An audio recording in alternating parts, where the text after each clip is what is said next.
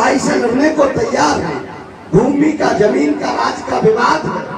और भगवान कृष्ण जाते हैं दुर्योधन के पास कि दुर्योधन, पांडव कौरवों का अगर बंटवारा हो तो आधा राज होता है, लेकिन तुम जिद पर अड़े हो तो कोई बात नहीं, कम दे दो, आधा नहीं दे सकते तो केवल 5 गांव दे दो। क्यों कह रहे भगवान कृष्ण ये?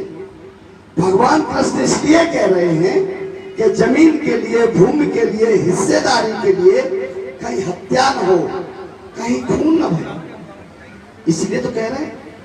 एक संदेश है, लेकिन दुर्योधन किसी भी कीमत पर मानने को तैयार नहीं है।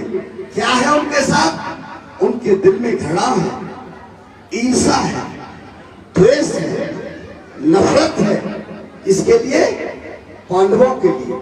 तो इसलिए संदेश है कि जब जब कोई व्यक्ति कहीं पर ईर्ष्या पालेगा, घृणा करेगा, नफरत पालेगा, द्वेष पालेगा, तो उसका सर्वनाश सुनिश्चित है।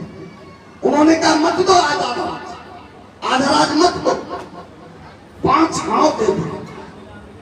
5 पांडव 5 गांव लेके खुश हो जाएंगे, सारा राज्य आप ले लो। क्या कहा दुर्योधन ने?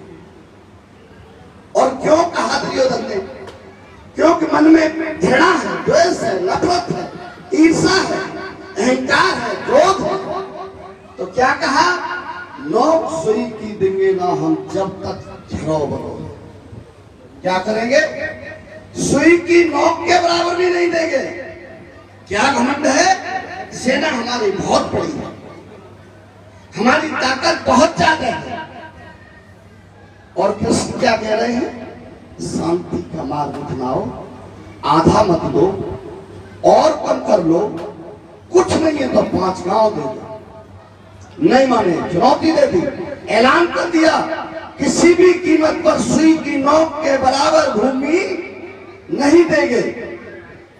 क्या कहा कृष्ण?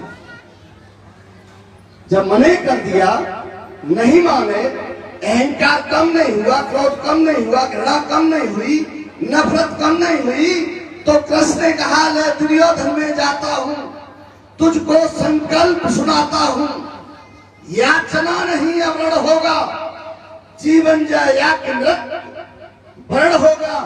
दुर्योधन भूषाई होगा, हिंसा का उत्तरदायी होगा।